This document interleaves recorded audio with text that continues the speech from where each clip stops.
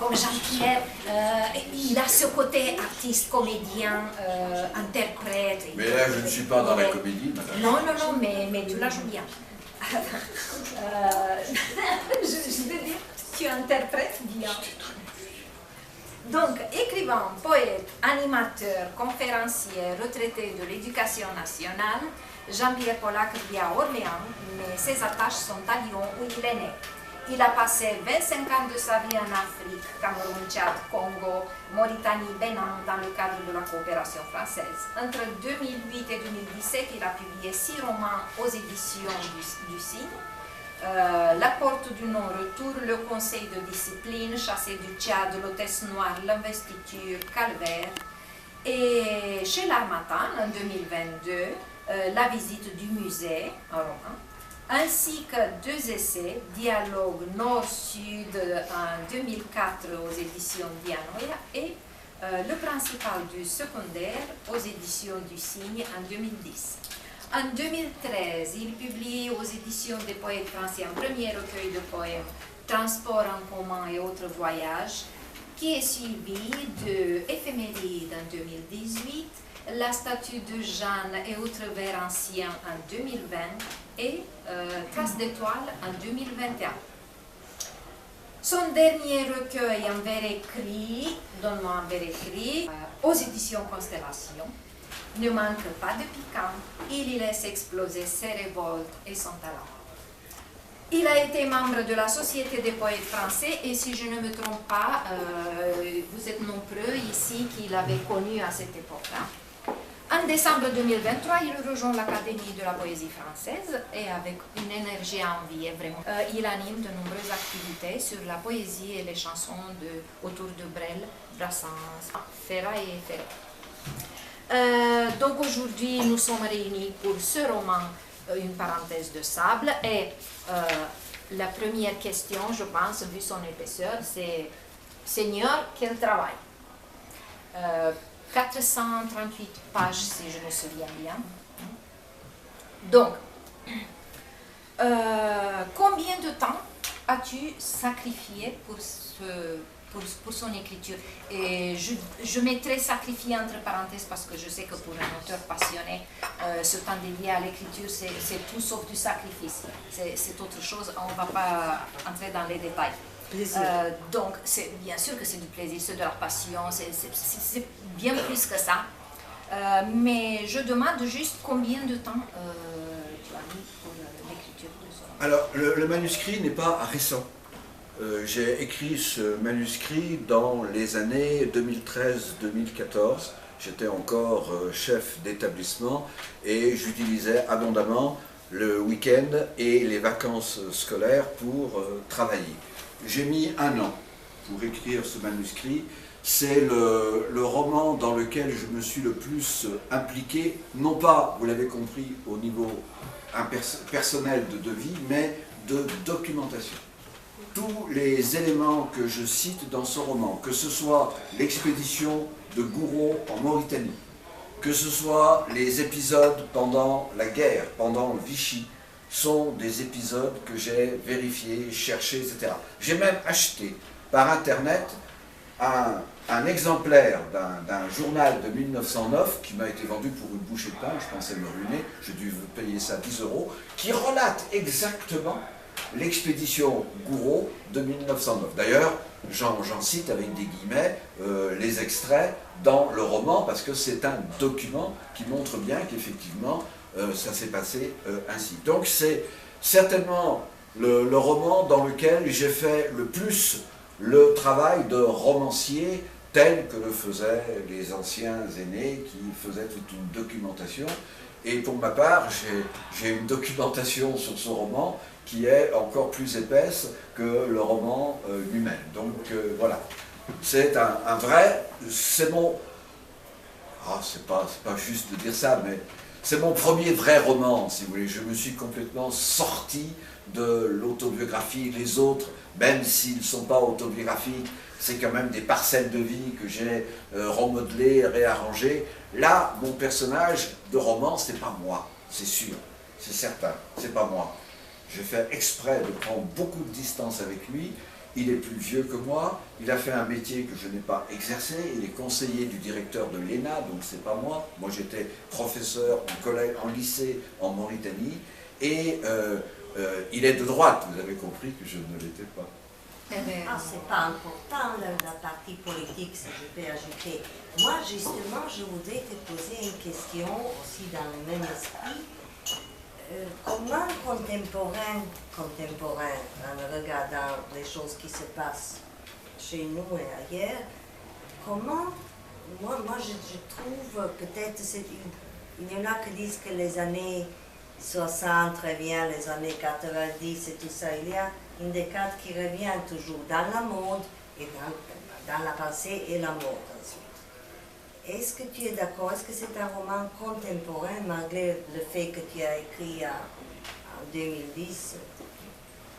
C'est un roman qui, quelque part, en le regardant de loin et en y réfléchissant, puisque en vous le présentant finalement, j'ai aussi un peu réfléchi dessus, sur essayer de prendre du recul, ça nous décrit de 1909 à 1990 toute une période de l'histoire coloniale française.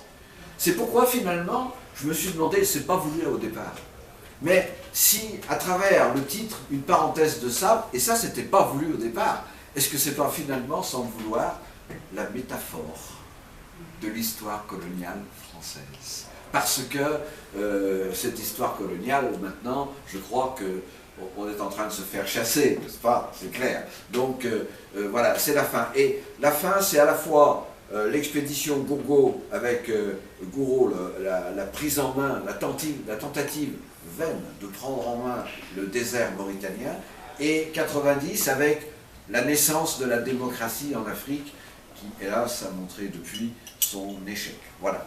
Donc c'est un peu ça. Il y a quand même le recul.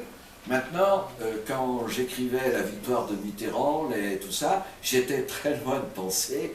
Quand j'ai lu ça, j'ai dit tiens, c'est marrant, ils vont penser à d'autres choses. Mais c'est vrai que l'histoire, quelque part... L'histoire se répète. Se répète. Pour ceux qui l'ignorent, l'écriture d'un roman à la première personne est un exercice très difficile, mais qui peut en valoir la chandelle si on l'a choisi pour les bonnes raisons, tout en prenant garde aux pièges qu'elle nous tente. Donc pourquoi ne pas se contenter du point de vue à la troisième personne? Et puis bon, là je voulais te demander combien dans ce roman représente la fiction et combien l'autobiographie, si de l'autobiographie s'y cache, mais tu as déjà répondu oui, bon. plus tôt. C'est vrai que j'ai réfléchi à ça, mais c'était bien pour moi de prendre une distance en montrant que mon personnage est en train d'écrire quelque chose. Donc il réfléchit sur ce qu'il est en train d'écrire, donc il l'écrit à la première personne, mais on voit que ce n'est pas moi. Oui, évidemment, puisque j'ai vécu en Mauritanie, bien entendu qu'il y a des choses que j'ai pu vivre. Évidemment, le désert, j'ai eu ce sentiment-là. Évidemment, le vent de sable, je l'ai rencontré. Évidemment, la crise mauritano-sénégalaise, j'étais en Mauritanie, je l'ai vécue. Évidemment, la crise de la guerre du Golfe de 91, où tous les expatriés français sont rapatriés sur le campus de l'ambassade, j'y étais. Donc ça, oui, c'est du témoignage un peu vécu, c'est de l'histoire contemporaine, c'est du vécu. Mais j'ai voulu mettre ce vécu-là, j'ai mélangé un peu de l'histoire et de la fiction. De la même façon, quand je donne des extraits du discours de Pétain, j'y étais pas, je ne l'ai pas vécu, mais c'est du réel. Donc ce roman est continuellement un passage de la fiction à l'histoire. Parce que nous sommes tous, quelque part, les uns et les autres, embarqués dans l'histoire. Oui. Donc il est connu que les échanges commerciaux entre la France et la Mauritanie s'élèvent à des centaines de milliers d'euros chaque année. Je ne sais pas au jour d'aujourd'hui où on est, mais en dehors de ces échanges commerciaux, quel a été, et peut-être qu'elle est encore, selon toi, le rôle de la France en Mauritanie et en Afrique en général? Voilà. Donc, dans mon roman, les personnages n'évoquent pas trop cet aspect économique. nous sommes plutôt dans la coopération culturelle. Quand il y a la rencontre avec le chef de mission, qui est le responsable de la coopération, qui est donc le porte-parole, quand Régis, qui va dans un poste important, conseiller du directeur de l'ENA, c'est quand même pas rien, hein, l'ENA de Mauritanie, hein, qui est évidemment le pendant de notre ENA à nous, eh bien, il reçoit des leçons de tenue politique. Donc c'est plus une réflexion sur l'emprise culturelle de la France sur la Mauritanie. La bataille de l'ENA, c'était important, il le dit, le chef de mission, c'était important que la France soit le conseiller d'un monsieur qui est directeur de l'ENA, et on l'a compris, ce directeur, monsieur Cheikh Mohamed Ould Chemseddine, il est très proche du pouvoir, évidemment. Il est donc très proche, et il est proche des grandes familles de la région d'Attar, la famille Smasside, qui tient le pouvoir à l'époque en Mauritanie. Donc c'était important que la France soit à ses côtés. Donc on est dans ce lieu-là, on ne parle pas beaucoup d'économie, parce que je ne l'ai pas rencontré, ça, si vous voulez. L'économie. Non, pas d'économie, mais je demandais, selon toi, si ce n'est pas, à part l'économie, je l'ai dit en dehors de ces échanges, quel rôle penses-tu, et penses-tu qu'on a encore un rôle? Oh, alors là, actuellement, ça, je ne sais plus où est la Mauritanie maintenant. Je pense que notre rôle est, à titre personnel, il est temps effectivement de se débarrasser de ça, je veux dire de cette idée-là, et de penser la relation avec l'Afrique autrement, mais ça c'est autre chose. D'ailleurs, Régis, homme de droite, le laisse un peu penser quand il discute politique dans l'avion avec ses amis. Il dit, voilà, la meilleure façon de rendre service à l'Afrique serait peut-être d'arrêter de penser pour elle, et serait peut-être de la laisser un peu découvrir par elle-même le monde. C'est un peu l'idée qu'il a. Mais à l'époque, c'est une idée de droite parce que ça répond à cette théorie qu'on appelait le cartiérisme du journaliste Cartier de Paris Match, qui expliquait, qui avait eu cette phrase célèbre, « La Corrèze plus que le Zambèze ». Oui, j'ai été surprise. Tu décris des femmes africaines très libres, et pour un occidental qui a un certain a priori, ou peut-être des a priori, ça peut paraître étonnant. Donc, est-ce que cette liberté, cette aisance correspond vraiment à la réalité? Alors il faut nuancer.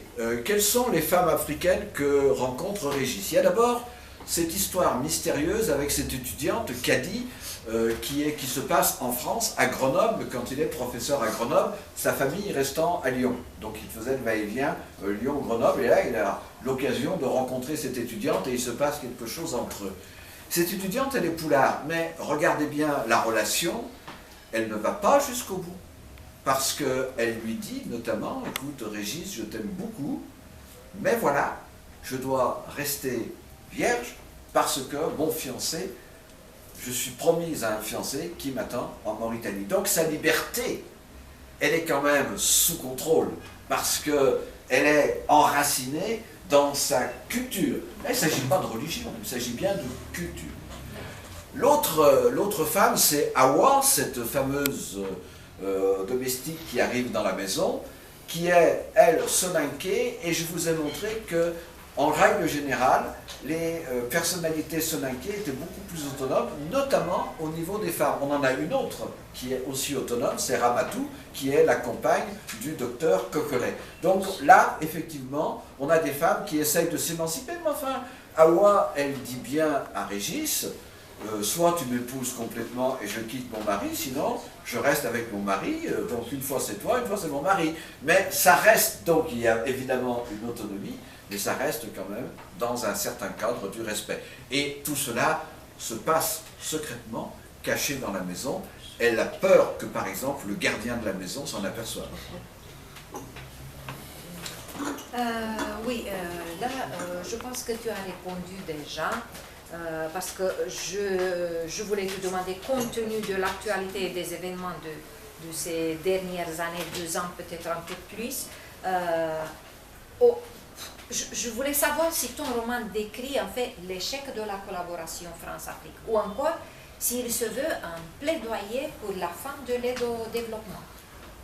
Bon, je n'ai pas complètement cela dans la tête, mais j'essaie de montrer aussi quand même la comédie de l'aide. Je crois qu'il y avait une certaine comédie. Quand on est dans le feu de l'action, on ne s'en rend pas compte. Et moi, je m'en suis rendu compte après, et très sincèrement, je m'en rends compte encore plus maintenant, que véritablement, j'étais une espèce de pion qui était dans un échiquier qui me dépassait, et que je travaillais. J'ai certainement fait des choses profitables, je l'espère en tout cas, mais voilà. Alors Régis, je pense qu'il a la même problématique, sauf que Régis, il est quand même sûr de lui, il est sûr de sa force, il est sûr de sa culture, il est sûr de son savoir, il est sûr de ses compétences. Et il représente bien cet Occident sûr de lui.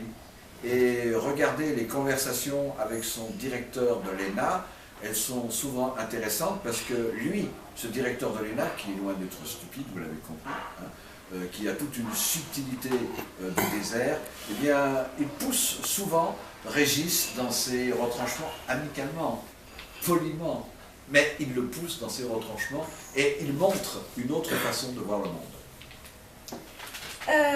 Régis Leblanc, ton personnage principal, qu'apprend-il aux Mauritaniens et qu'est-ce qu'il apprend des Mauritaniens? Alors ça, c'est certainement la clé du roman, et je pense qu'il en est parfaitement conscient. Il le dit dans l'avion quand il discute avec ses copains qui voyagent avec lui, à qui il offre le champagne du départ.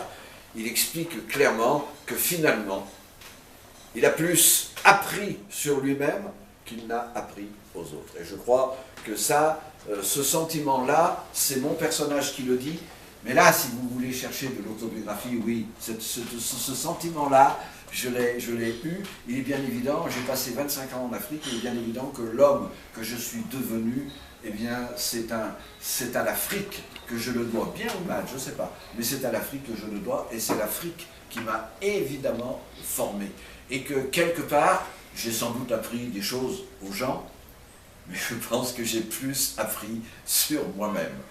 Et il y a une autre école qui apprend beaucoup, et Régis le vit lorsqu'il est à Chilgueti, lorsqu'il est face à cette ville ancienne en plein désert, avec cette mosquée du XIIe siècle. Une mosquée du XIIe siècle. C'est un choc pour lui. C'est quelque chose qui le perturbe énormément parce que, oui, voilà, nous, qu'est-ce qu'on vient apporter finalement? Qu'est-ce qu'on vient apporter? Et brusquement, il découvre beaucoup de choses sur lui-même. Et je pense, sincèrement, que l'expérience du désert nous apporte beaucoup sur nous-mêmes. Moi qui ne suis pas mystique pour un rond, j'avoue que dans le désert, parfois, il m'est arrivé de dire, ouais, quand même, si petit, dans cette immensité, ça fait réfléchir. Voilà. Et donc la Mauritanie étant à la fois présente et absente dans ces pages, ne symbolise-t-elle plutôt, revenant à ce que disait Nina, Oui. C'est pas plutôt un ailleurs mythique? Ne cherches-tu pas à nous ouvrir la porte dans quelconque sésame? Je pense que Régis est dans la mythologie quand il va en Mauritanie. Il part sur les traces de son aïeul, il part sur les traces de son arrière-grand-père, et en fait, il ne va pas le retrouver. Puis on ne le retrouve pas. Comment voulez-vous retrouver? Il n'y a rien à retrouver. Il est parti disparu, on ne sait pas où il est. En 1909, bon, le corps est désagrégé, c'est de la poussière parmi la poussière. Il n'y a aucune chance qu'il le retrouve. Donc il y a effectivement un aspect mythique, et je pense qu'il s'en rend compte, et que son retour, c'est aussi le retour d'un ailleurs qui n'était pas celui auquel il pensait. Je reviens aux femmes, malgré le rôle secondaire. Non. Le rôle secondaire juste parce que le rôle Non. principal l'occupe un homme. Ne peut-on pas dire qu'elles sont en réalité plus efficaces ou les roues motrices, le propulseur de l'histoire et des aventures racontées? Moi, je pense qu'il y a quand même un personnage qui est très important dans le roman, c'est Ghislaine, l'épouse de Régis, Parce que finalement, c'est elle, je ne vais pas dévoiler, c'est elle qui aura le dernier mot, c'est elle qui conduit Régis, c'est elle qui l'inspire, et c'est auprès d'elle que Régis trouve effectivement le solide, le fiable dont il a tant besoin finalement. Parenthèse de sable est ton 8e roman, non 8e, Oui. et il parle tous de l'Afrique en général. Est-ce le seul sujet qui te passionne, qui te préoccupe, ou parles-tu d'autres choses dans tes livres? Alors je pense, on ne peut pas préjuger de la suite, je pense que ce roman, qui vous l'avez compris, est pour moi une somme, conclut, si tant est qu'il y ait un cycle, conclut le cycle africain. Si je dois écrire d'autres proses, ce sera d'autres sujets. J'ai d'ailleurs dans l'ordinateur, au fond, une autre prose qui n'a rien à voir, je t'en parlerai plus tard. C'est un roman épistolaire en SMS qui s'est produit pendant la Covid. Donc j'attends que la Covid s'éloigne le plus possible et j'y reviendrai, il y a beaucoup à corriger. Donc là, l'Afrique n'existe plus. Je pense que ce roman est pour moi, c'est pour ça que je me suis mis à fond dedans, c'est une somme qui clôt vraiment mon histoire africaine. D'ailleurs maintenant, je ne vois pas l'Afrique autour de moi ici. Hein, voilà. Bon, ben, justement, ma dernière question était, qu'est-ce que tu nous prépares par la suite, sur quoi tu travailles en ce moment? Alors, donc, en ce moment, je travaille sur beaucoup de choses, mais il y a un projet qui me tient absolument à cœur et j'espère y mettre un terme et le réussir pendant juillet et août. C'est complètement différent de tout ce que j'ai fait. C'est un essai, une réflexion sur les textes d'un auteur-compositeur français que j'aime beaucoup, que je trouve absolument exceptionnel, qui est très proche du surréalisme dans son écriture, qui a connu un grand succès sans les médias, sans rien, Hubert Félix Thiéphène. Et je suis en train de travailler sur une sélection d'une quinzaine de textes de Hubert Félix Thiéphène et essayer, en faisant l'effort de ne pas être trop scolaire, de ne pas redevenir le professeur de français qui fait des commentaires composés, essayer de sortir de ça pour arriver à dire des choses sur cet auteur qui est, selon moi, le plus grand auteur-compositeur français vivant. J'ai bien dit vivant, hein, parce que dans les morts, il n'y en a pas tout. Voilà, ça tu l'auras un jour. Je l'aurai un jour. Bravo. Si vous avez des questions, si quelqu'un a des questions à lui poser. Alors je voulais... ouais, bon, on va passer aux questions, puis je finirai par un petit texte. Oui. Quelle couleur de sable en Mauritanie? Alors, blanche justement, ou rouge? Voilà, ça, on sait, quand on a fait la couverture avec Amalia, j'avais des photos, mais pas de belles photos de Mauritanie. C'était pas terrible comme photo, donc ça ne pouvait pas faire la photo. Donc, elle a cherché... Eh bien, on a créé la photo avec l'intelligence artificielle. Oui, mais en effet, c'est... Et on a trouvé, couleur? donc Jean-Pierre m'a dit, c'est ça. Ah, c'est exactement ça. Ah oui. Parce que ça existe, il existe Oui. le rouge Voilà. ou le blanc. Mais Et ça, c'est plutôt le blanc, Elena, doré, oui. Elena, D'ailleurs, il n'est pas tout à fait rouge, il est plutôt rosé. voilà. Alors Ah, justement, c'est vrai. je vais répondre à C'est ça. joli. Moi, Blanc et gris, je me souviens, quand on partait en famille, le vendredi, parce que le jour de congé en Mauritanie, c'est le vendredi. C'est un calendrier musulman, donc on se repose le vendredi. Quand on partait le vendredi, dans le désert à 15 km de Nouakchott, et que l'on revenait le soir, et qu'on avait le coucher de soleil sur les villes, vous aviez toutes les couleurs. Je vous jure, mais c'est un paysage exceptionnel. Il y a du blanc, il y a du gris, il y a du mauve, il y a du violet. C'est fabuleux. Le désert, heureusement que je ne suis pas resté trop longtemps, parce que le désert est bouleversant. Bouleversant de beauté, bouleversant d'interrogation sur soi-même. Et la beauté, oui. Aller se promener dans les dunes avec mes enfants, jouer dans ce sable qui est une poudre impalpable, c'était exceptionnel.